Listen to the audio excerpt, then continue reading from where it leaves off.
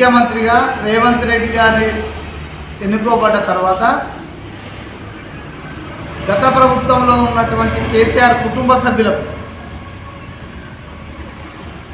జీర్ణించుకోలేని స్థితి ఏర్పడింది. ప్రభుత్వం ఏర్పాటై 50 రోజులు గడుస్తున్నది, 45-50 రోజులు గడుస్తున్నది. వీరు చేసిన పాపాలు, వీరు చేసినటువంటి అవకతవకలు, వీరు వ్యవస్థల్ని నిర్వీర్యం చేసినటువంటి విధానాలను సరిచేయడానికి ప్రభుత్వము ఈరోజు వరకు విశ్వ ప్రయత్నం చేసి ఒక గాడిన పెట్టడానికి ప్రయత్నం చేస్తుంది. కానీ ఈ గాడిన పెట్టే క్రమంలో టీఆర్ఎస్ ప్రభుత్వంలో ముఖ్యులుగా మెలిగినటువంటి హరీష్ రావు, కేటీఆర్లు వాళ్ళ డొల్లతనము, వాళ్ళ అవినీతి అక్రమాలు బయటపడతాయనే భయంతో రోజుకో పిచ్చి కూత కూస్తుంది.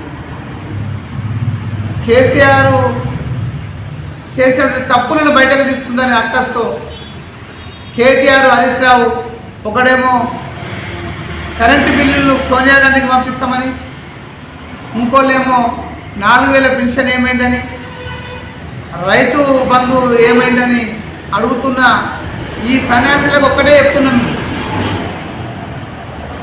5 సంవత్సరాలుగా నిరుద్యోగ వృత్తి పేరుతో, 5 సంవత్సరాలుగా డబుల్ బెడ్రూమ్ ఇళ్ళ పేరుతో, 5 సంవత్సరాలుగా వివిధ కార్పొరేషన్లలో అప్లికేషన్లు తీసుకున్నటువంటి మీరు ఎస్సీ, ఎస్టీ, బీసీ, మైనారిటీ కార్పొరేషన్లలో అప్లికేషన్లు తీసుకొని ప్రజలను వంచినట్టు, విద్యార్థులకు ఇచ్చినటువంటి హామీలను మర్చి 5 సంవత్సరాలు గడిచేంత వరకు కూడా మీరు కనీసం అటువైపు ప్రయాణం కాక దేవుడెరుకు పరిశీలించడానికి కూడా ప్రయత్నం చేయండి. మీరు ఈరోజు 40 రోజులు దాటగానే తప్పుడు కూతలు కూస్తున్నారు. అది మీరు సిగ్గు శరం ఉండాల్సిందిగా ఈ సందర్భంగా జిల్లా కాంగ్రెస్ పక్షాన్ని నీకు హితవు పలుకుతున్నాం.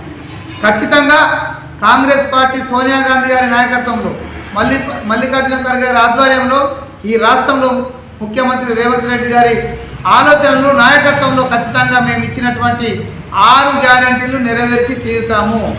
ఆ రోజే చెప్పినాం. మీరు చెవిటి మాలోకలు కాబట్టి మీకు వినబడి ఉండకపోవచ్చు. 100 రోజుల్లోపు మా 6 గ్యారంటీలు అమలు చేస్తామని చెప్పినాం. అందులో ఈ పార్టీకి 2 గ్యారంటీలు అమలైనవి. 3వ గ్యారంటీ దళితులకు, రైతులకు సంబంధించినటువంటి రైతు బంధు, అది క్రమేణా దాదాపు ఇప్పటికే 50% పూర్తి కావడానికి వచ్చింది.